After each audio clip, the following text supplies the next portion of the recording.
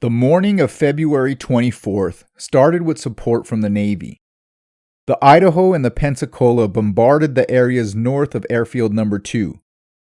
After an hour and 15 minutes, naval gunfire stopped to make way for air support, where aircraft attacked the same place with bombs and rockets.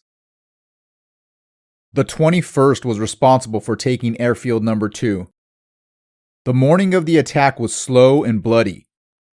Heavy volcanic ash caused many of the Marines' weapons to clog, which resulted in deadly hand-to-hand combat using picks, entrenching tools, and other makeshift weapons. U.S. tanks arrived at 1000, but as they tried to advance, Japanese deployed anti-tank guns and stopped their movement.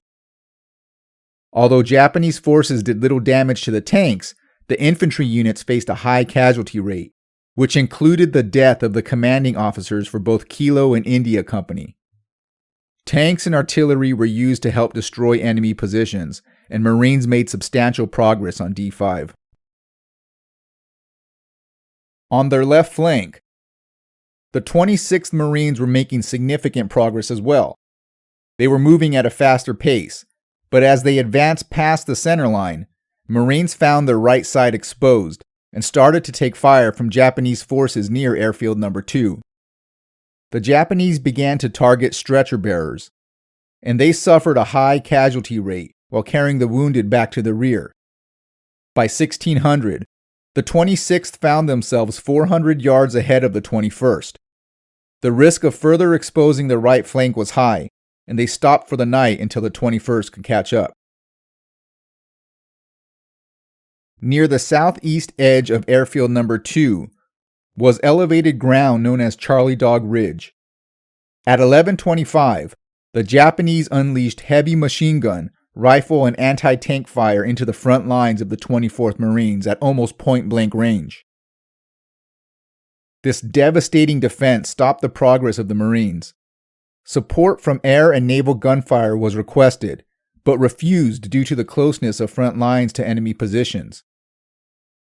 The 14th Marines used their artillery, and 81mm and 60mm mortars were used to compensate.